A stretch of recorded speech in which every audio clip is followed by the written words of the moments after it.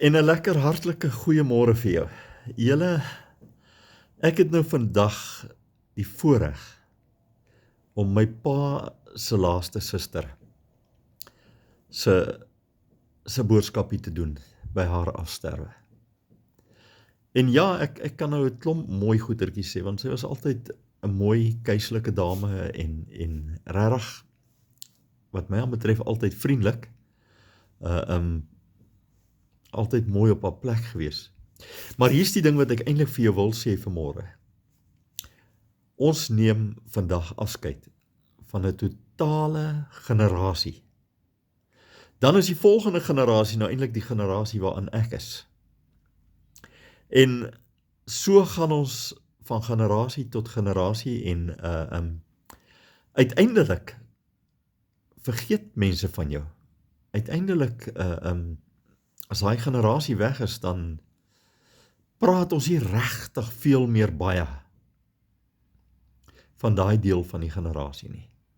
En dit is hartseer, maar aan die ander kant ook, kom ons staan nou stil by die generasie waarin ek en jy is.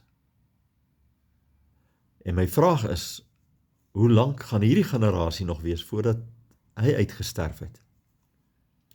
Want jy sien, hier is die ding, uiteindelik gaan almal van ons hierdie pad stap.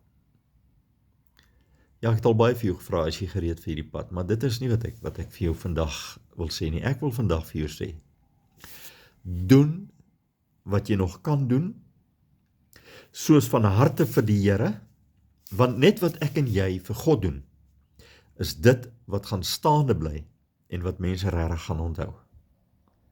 Die res gaan mense eintlik van vergeet. So, net dit wat ek en jy vir God doen, gaan staande bly en gaan die goed wees waaroor mense uiteindelik gaan praat. Kom ons lewe hierdie lewe van harte soos vir die Here. Here, dankie dat ons geleentheid het. Dankie dat ons genade kry. Dankie dat ons deur U in staat gestel word om dinge te kan doen wat vir ewig sal standhou. En dit is, Here, om U te loof, U te prys en daardeur in ewigheidslewe in te belê. Al die lof en die eer kom U toe. Amen. Papa, jy moet 'n baie lekker dag hê, hoor.